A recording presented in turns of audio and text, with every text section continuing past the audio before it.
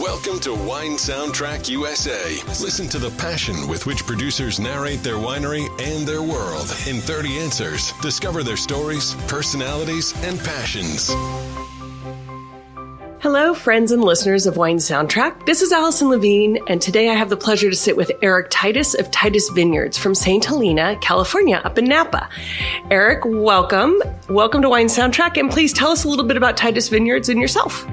All right. Well, thanks, Allison. Thanks for inviting me. Titus Vineyards is a family-owned and operated wine-producing entity, but we started off farming. We actually started 50 years ago. It's a second generation, and I am the second generation. My parents bought the property back in 1969, and my father was a radiologist. But we were living in wine country in Sonoma County and surrounded by vineyards, and it was something that my parents both were interested in. My mother has an Italian heritage.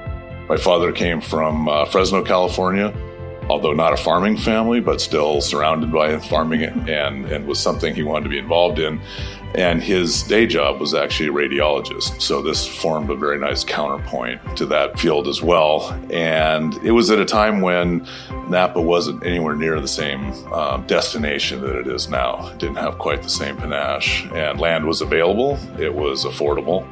And actually, the first parcel that they bought in 1969 was on the market for as much as 2 years before they actually bought it. And that was a full producing vineyard with house, barn, and at that time about 30 acres of producing vines. So just to, as a testament that Napa was didn't really achieve the status that it has developed into in the time since then. But in any case, getting back to the point, so we've had a 50-year presence in Napa. The first 20 years we're farming and selling off to other wineries. And we're in the north part of the Napa Valley, so we're in the St. Helena appellation. And mostly valley floor. Most of the property backs right up to the Napa River. So it's an area that had been farmed going back into the 1800s. And in that time period, going back, upwards of 150 years, we believe from historical records that there were vines planted in that area. And we've been there again for 50 years. And when we took the property over, much of those vines, we figure were pre-prohibition, but nothing lasts forever. So we started redeveloping in the 70s, and we continued to farm throughout the 70s and 80s. And we made a little bit of wine in 1990 under the Titus label that represented maybe 5 or 10% of all the fruit. And we held back. We continued to sell the majority of it. And then ramping up that program throughout the 90s, and we decided as a family in the late 90s that we would continue to increase the production on Titus Vineyards, but in doing so, we wanted to redevelop the vineyards and realign the varietal mix to better accommodate what our vision was for Titus Vineyards. So are you still working with the same 30 planted acres that you originally had, or has that expanded? Well, it's expanded. The first parcel we bought was the 30 acres, and that was under vine at that time. And over the next 5 years, we bought a neighboring parcel, which was a hayfield, and that was 10 acres. And then we bought a parcel within a half mile, still within the St. Helena appellation, also on the valley floor.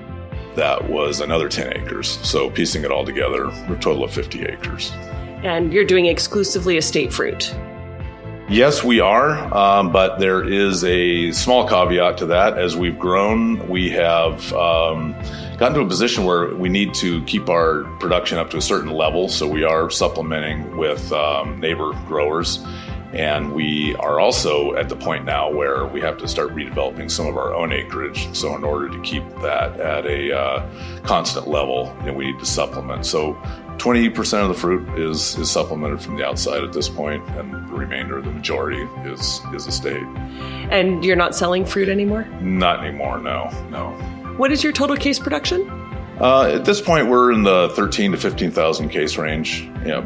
Grown a lot. We have, yeah. For a long time, we leveled off in the 5,000 or 6,000 case range.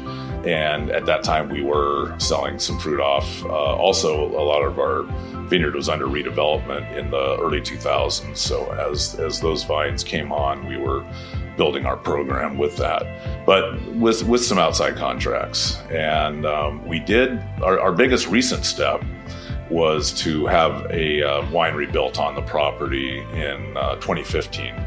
And with that, we maintained a level of production that we figured we're not going to back down from. Before that, we would go up and down a certain amount, all depending on what the vintage was like. And when the economy was weak, we found opportunities to sell some fruit rather than make wine on a couple of those years. And as we got into more stable economies, coincided with when we built the winery. But with building the winery, we wanted to keep a stable level of production. So we're in that north of 10,000 case range. And we know that Napa is actually, known for its Bordeaux varieties, Cabernet Sauvignon being the king of Napa. You mentioned that you had replanted and put in diversity of grapes. So what are you growing, and then what are you making? Yeah, well, back to the very beginning, when we first bought the property, Cabernet was not necessarily viewed as Napa's best product. 50 years ago. Highest and best use, yeah. Grape growing was, but not necessarily Cabernet. And the vineyard, when we bought in 1969, the varietal mix was nothing like what you would see in a typical Napa vineyard now. You had more Riesling, I bet. Yeah. Actually, we didn't have Riesling, but there was some Riesling awfully close to us in our neighbors' yards. Chenin Blanc, Gamay. We had Zinfandel and Carignan. And we also had Mondeuse and Burger and a little bit of Semillon. If there was any Bordeaux varietal we had, that was it. And no red Bordeaux varietal. So it was a mix. And we started redeveloping in the 70s, as I mentioned earlier. And in that redevelopment, we actually tore out old Zinfandel that wasn't producing very well and planted more Zinfandel. But then in the subsequent plantings after that, we had a planting plan over several years. Then we started putting in Cabernet and Chardonnay because that's what the wineries were asking for and they're willing to pay for. So we started getting with the program there. And that's also just emblematic or representative of what everybody in Napa was doing.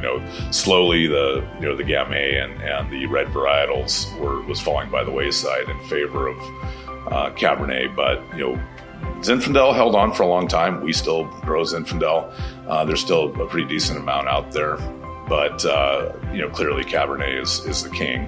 And so we followed suit with that. But in doing so, we also wanted to avail to ourselves the blending varietals that are classically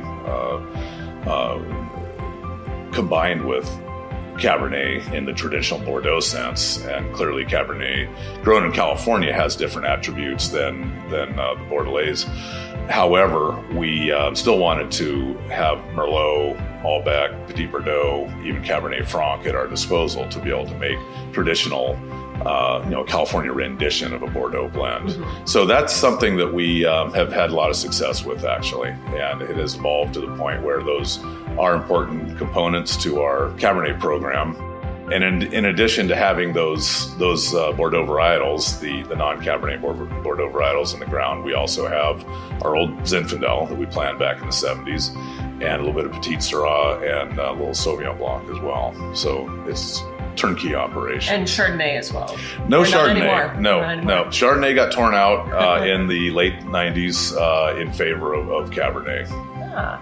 So of the wines that you make, a Cabernet, Cab Blend, Zinfandel, Petit Syrah, Sauvignon Blanc, can they be found around the country? The wines themselves in the market? Yeah, we try and streamline so that we have, our Cabernet, of course, is our calling card, and you're going to find that in most markets. Zinfandel, to a certain extent, is something that is a holdover. It used to be one of our main calling cards, and Zinfandel seems to be losing some of its popularity. In certain circles, it's still very popular, but we're just seeing a fall off from what it was 10 or 15 years ago. And no regrets, and things do evolve. We still sell quite a bit in the winery because when people do get introduced to it, they like it. Yeah. And our Cabernet Franc, and to a certain extent our Sauvignon Blanc, you're going to find in the broad market. And then we have a whole lineup of small programs that we have a lot of fun with, Malbec and Petit Verdot and Petite Syrah, and we have a proprietary blend of big, bold Petite Syrah, Petit Verdot, Malbec blends that we do. So these are all at the winery only. Yeah. Fantastic. So let me ask you, I know you said that you're the second generation. You obviously grew up in the vineyard when your parents had purchased the property. What is your first memory relevant to wine? Relevant to wine? Mm-hmm. Probably making homemade wine. On harvest days, and we would, believe it or not, actually get out there and help the crew harvest in certain conditions. We weren't pulled out of school to do so, but I do remember, and probably this probably better answers your question. 1972 was a very wet year, and I remember going out there in early October, and on a weekend, and we were literally helping the crews pick because there was just no shortage of help we needed to get. It was raining on the fruit as we were picking it. And in those days, we were just picking everything into a big gondola and sending it off to Charles Krug, who happened to be our nearest neighbor. But again, that's representative of what everybody was doing in those days. And so that's one of my early memories of the vineyard operation, of actually getting our hands dirty in the vineyard. And then following that, there was harvest days like that and others that we would, especially at the end of the season, along with the vineyard foreman who lived on the property and ran the vineyard on a day-to-day basis, we would pick a few hundred pounds of fruit and then crush that in an old apple crusher and make wine. And so, of course, there was that actual process, but I think the first awareness that there is another level than just to crush it and put your hands in the juice and play with it was when we racked the wine, put it into a barrel, and the first time I tasted that wine and realized that it really did taste like something that was similar to a commercial product, and that the barrel actually gave it some nuance that it wouldn't have otherwise had. I remember being very impressed with the barrel note into the wine. And this is homemade Cabernet that, essentially was on the weekend schedule. Yeah. Right. So once you got past that sort of homemade, what would you say is the most memorable wine you ever drank? And do you remember that occasion? Do you mean a Titus wine, or do you mean any wine? I don't know. What was the most memorable wine you ever drank? Well, is it your own wine? I'm somewhat of a new world and modern style winemaking. That's what I've come up in, and that's how I make my living. But I had an opportunity to buy a 1959 Inglenook that was well stored, still wrapped in tissue paper. This was probably 10 years ago, maybe even more.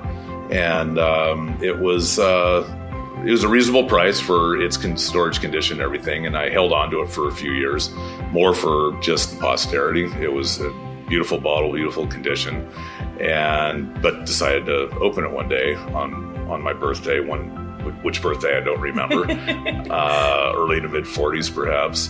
And I remember just being blown away by the fact that something that I had pretty much assumed was going to be leathery and thin and had pretty much gone south a long time ago. But, again, I was going to drink it more for posterity and observation than real enjoyment. Turned out to be a very amazing bottle of wine. And it looked like a Pinot Noir. It had, cherry notes that were still fresh and continued to open up as the wine sat.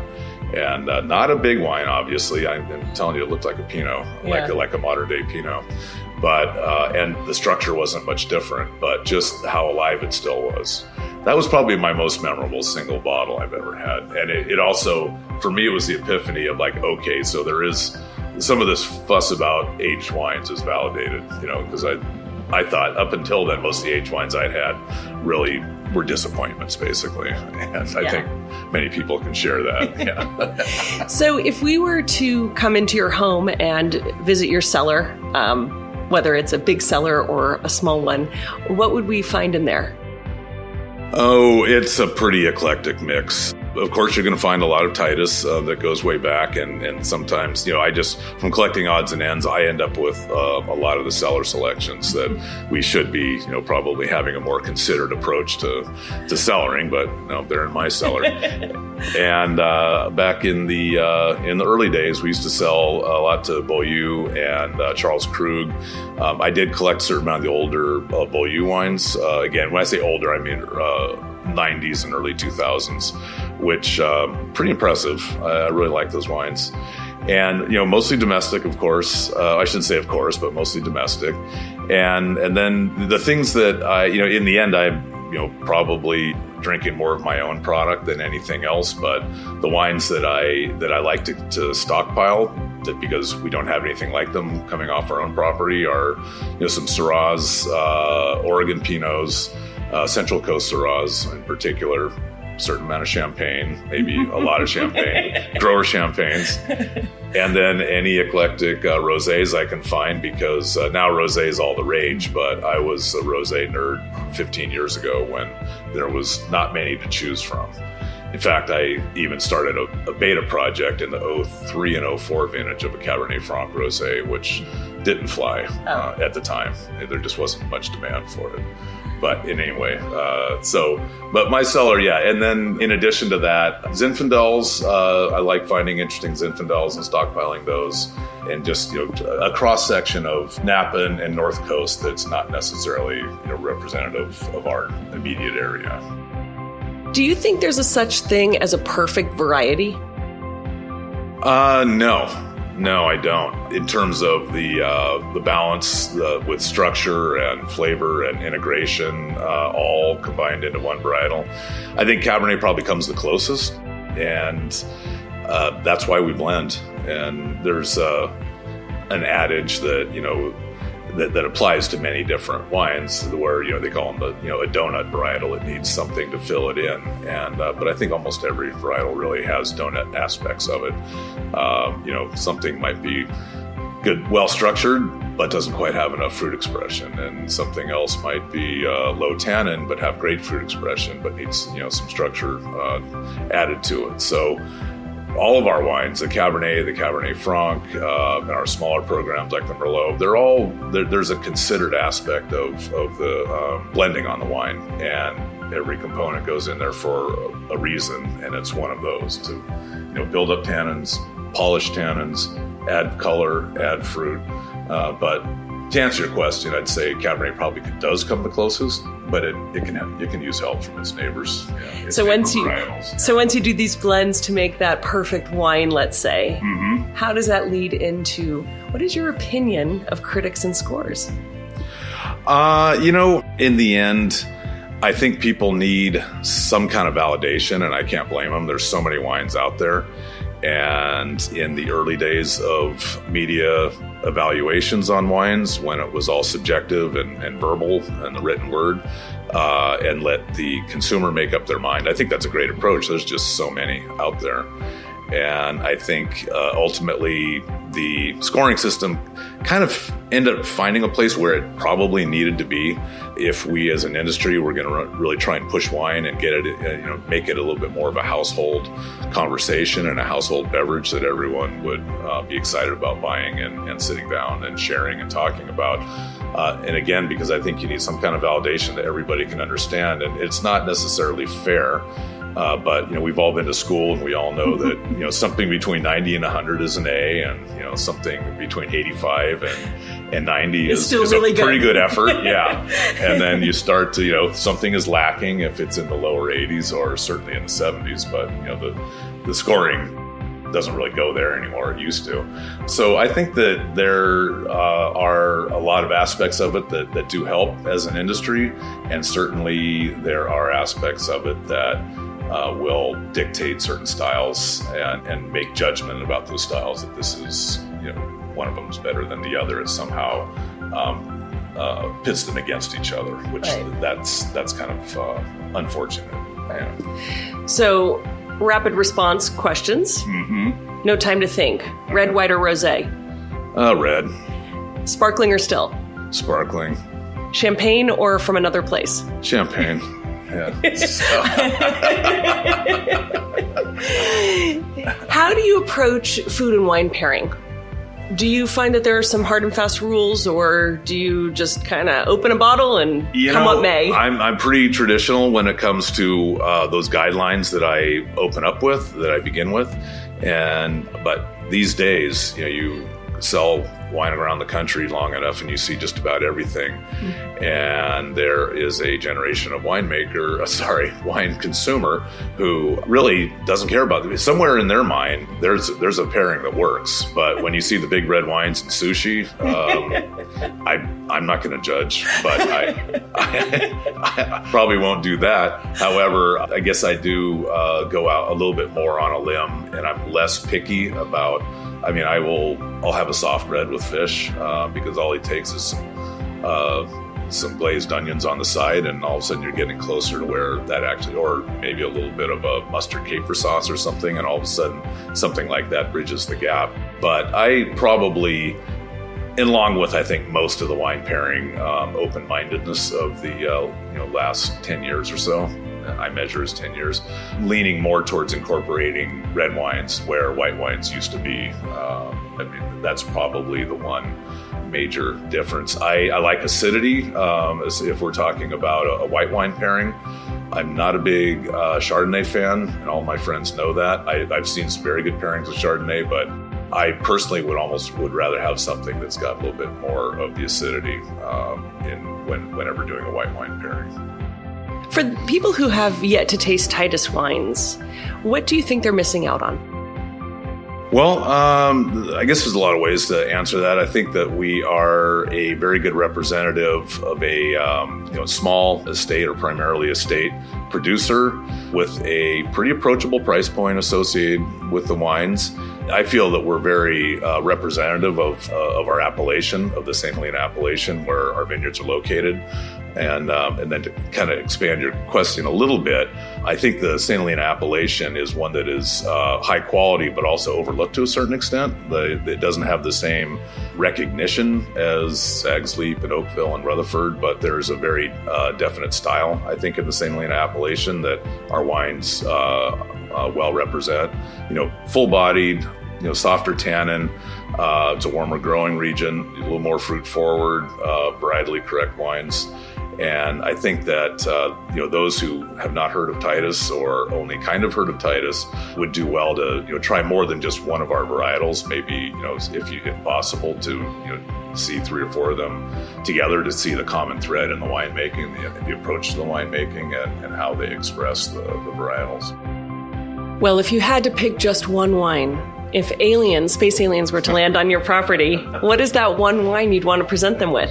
Yeah, that's a tough one. I guess if it's truly a space alien that I had thought maybe they would take the wine back to their leader type of thing, I'd have to say the Cabernet. I personally, what I drink the most, it tends to be Zinfandel or even the Malbec, because there's a structure there that I find very approachable on a day-to-day basis. The Cabernet Franc would certainly be for a eclectic alien, but so I pretty much covered all the bases. Yeah, I'm pretty safe with that answer. I guess they're going to come to town and get a whole tasting. but if the aliens are going to use that to go back and report to their superiors, it would have to be the Cabernet. Yeah. You've spent a lot of time in the Napa Valley around the vineyards, and what is your take on vintage variation? Do you find that there are more things from year to year that repeat themselves, or is it really unique from vintage to vintage? It's unique overall. That's to answer your question very directly, but with better understanding of the vineyard site, which since we're not deviating from which fruit source we have, we go from year to year, monitoring how minor changes as the vineyard is aging, how it responds to those particular climate conditions. If it's a wet year, a dry year, whatever it may be, heat spikes late in the summer can make a big difference on the ripeness. We are able to respond, and I think with that understanding, we're able to respond a little bit more nimble in how we deal with that. And there's going to be ups and downs, peaks and valleys in certain attributes from vintage to vintage. I think we do lower that variation just by responding, and not that we're trying to make the same wine every year, but you try to pull it back into a range that you feel you can control, and that your intervention has minimized the effect, especially if it's a negative effect. So I think vintage by vintage, that's definitely the first thing we talk about.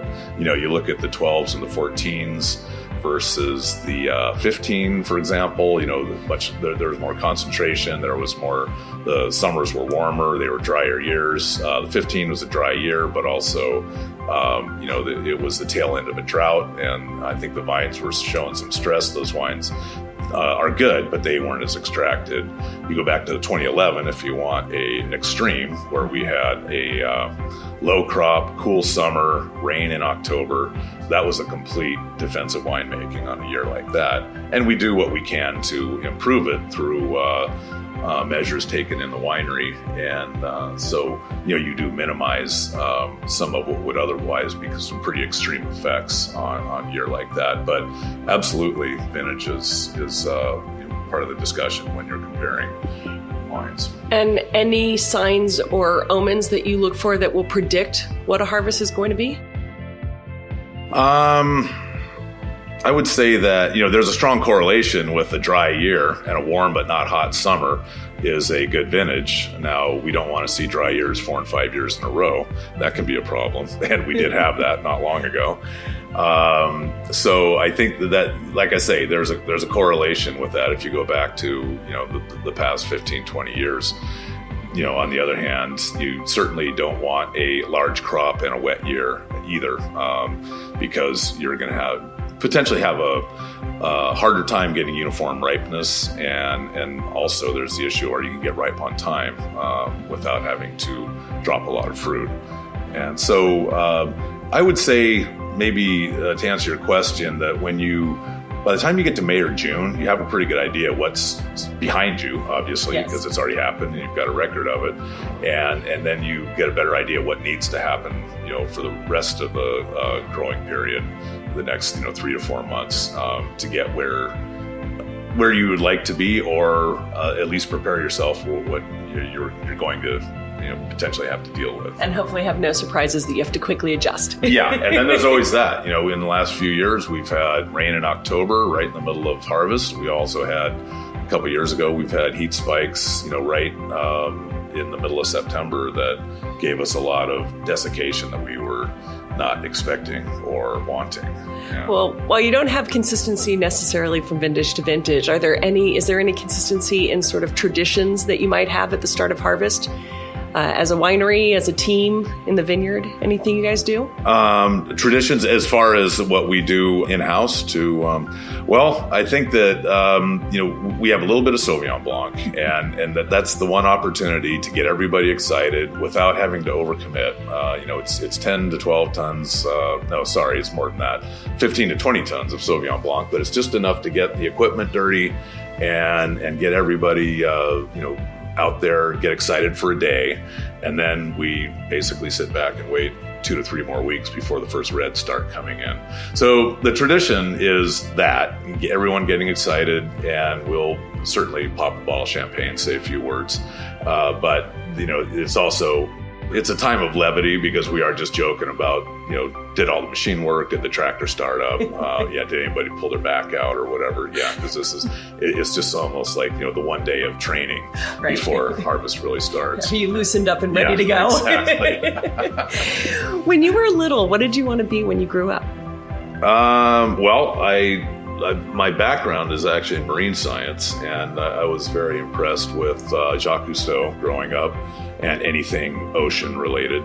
I was raised in Northern California, so we have a cold green ocean, but when the first time I saw warm water, tropics, clear water, colorful fish, I was pretty much smitten, and I knew for a long time that was the environment that I wanted to be in, both lifestyle and professionally as well. So I did toe the line between studying for, in the sciences with the idea that, the wine business might draw me, but my first choice really was to work in that marine science field, which I did post-college for a number of years, 10 years or so, before then crossing over into the family wine business. Making it back onto land. Yeah. and as a result, I've, had the opportunity to live in great places, the Hawaiian Islands and Alaska and Napa Valley. And, ultimately I most of my life, I've lived in places that most people consider vacation destinations. So it's all worked out. Yeah. Sounds like it. So when you're not working, what do you do in your free time? Well, that's a darn good question. You mean what is free time, or what exactly. do I do? Well, and when your vocation becomes your avocation, and when my kids were growing up, I have two kids in college now, but as they were growing up, there are lots of sports activities and coaching and that type of thing, and then when they grew beyond my ability to coach them, but there was a lot of time spent with attending their events and just all the social aspects that go with that.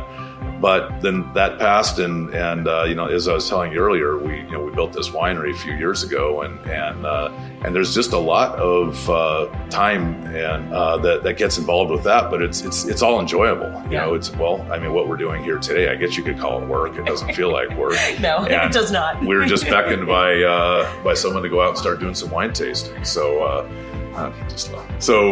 As I say, they've kind of melded together. Now, before I was fully immersed in the wine business, I would surf, dive, fish, and I still do those things on occasion. Not as much as I'd like.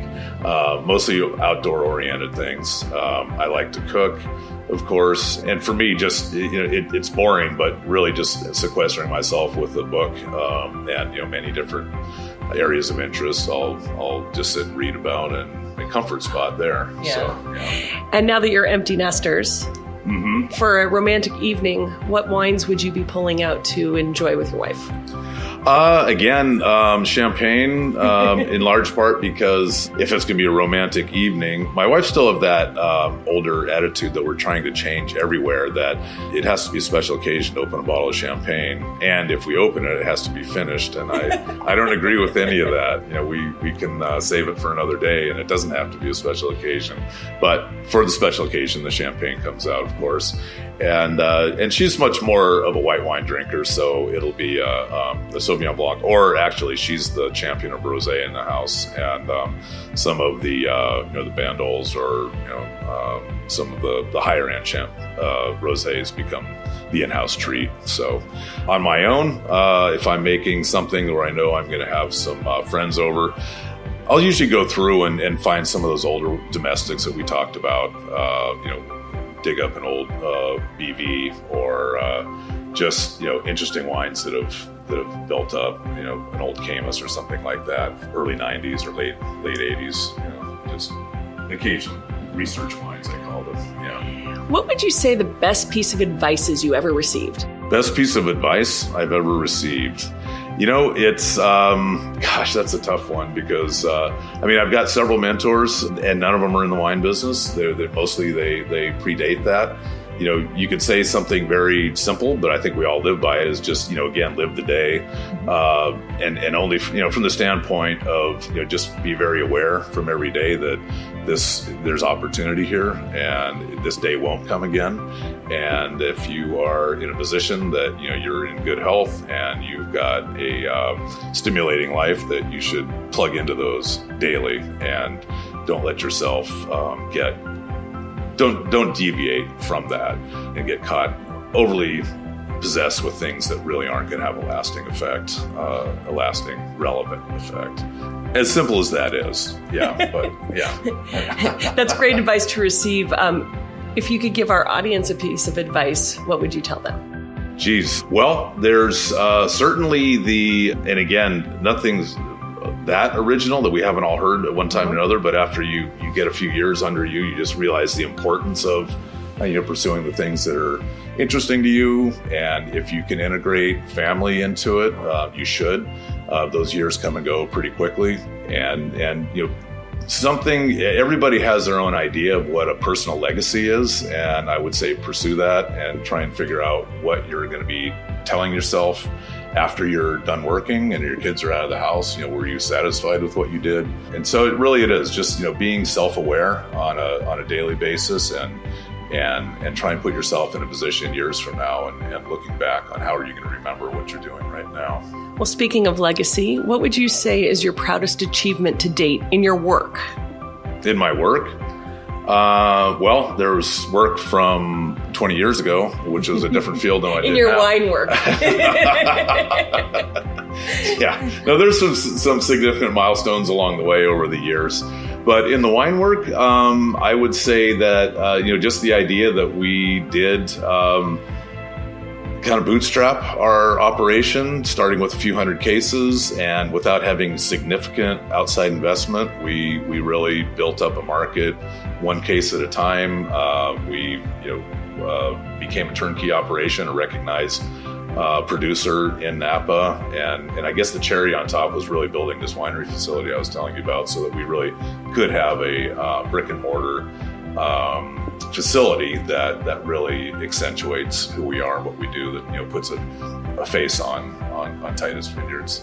I mean, as you know, there's many we call them virtual labels, but basically purchased fruit, hired winemaker, and there's nothing wrong with that, because not everybody has the land or access. But that was the one thing that I didn't realize it was even going to be important to me 10 years ago, until we continued to build up the brand, and I just felt like we really do need to have a brick and mortar that the outsider could identify with Titus Vineyards. So that's probably it within the wine business. Complete the sentence for me. A table without wine is like? A shore without breaking waves, I guess. Yeah. Okay, another quick fire answer. I don't know where that came from. No, but that was a good one. I like that. A VIP person from any walk of life is sitting at a table enjoying a glass of your wine, and the paparazzi shoot a photo, and in the background is a bottle of your wine sitting on the table. Who would you want that person to be? I'm sorry, which person exactly? Any walk of life. Who would you want to be drinking your wine? Oh, who would I want to be drinking my wine with? Living or dead? Well, Jacques Cousteau. I had a feeling you were going to say that. He was a wine aficionado, and I'm pretty sure he'd like what we do. Yeah. If you were being sent off to a deserted island, what 3 wines would you take with you? Oh, 3 wines? Yes. Of any wines? Any wines. Okay, not just Titus wines. I'd probably take a Titus Zinfandel, and then I would definitely take a Champagne, and then probably a really nice crisp Provence Rosie. It keeps coming back to that, doesn't it? Yeah. Yes. Because that's a long time. Yeah. So you got to touch all bases. And if it wasn't a Titus Zinfandel, it would be something along those lines, a flavor profile. I think it's very fair to take your own wine. Yeah. Why not, if you like it?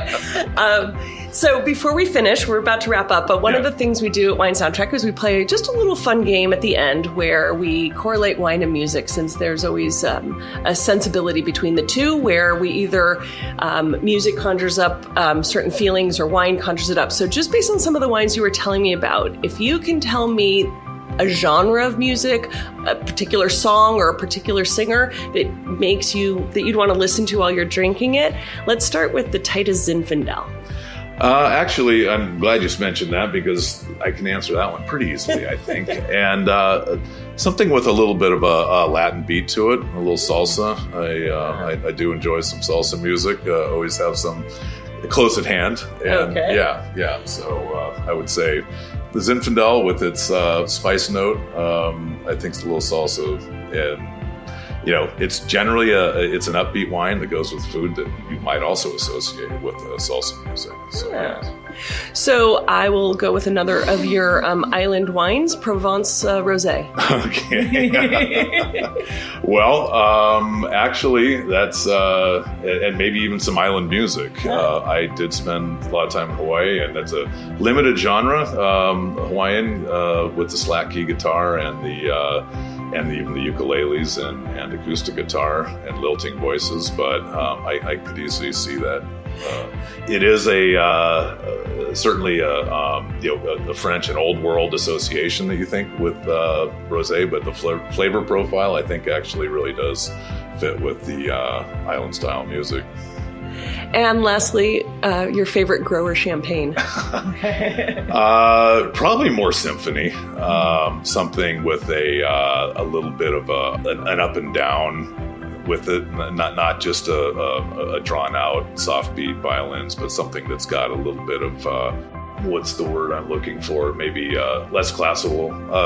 Classical, but maybe with more of a romantic, an up and down expression to it as well. Yeah. Well, fantastic. I'm getting in the mood now. So, Eric, I want to thank you so much for joining us today at Wine Soundtrack. And before we go, if you can remind our listeners where they can find your wines and can they visit you? Oh, yes. Well, again, I proudly described my brick and mortar that we put up a few years ago, Titus Vineyards, and we are located just north of the town of St. Helena on the Silverado Trail, very, very accessible near many of the major wineries that many people have visited, most people have visited when they've come to Napa, and we are open at all times there, so that's the best place to find us. And of course, retail shops around the country, but with our limited production and especially our smaller programs, which intentionally stay at the winery, it really does keep coming back to the winery. And you can look us up at titusvineyards.com and see everything you need to see.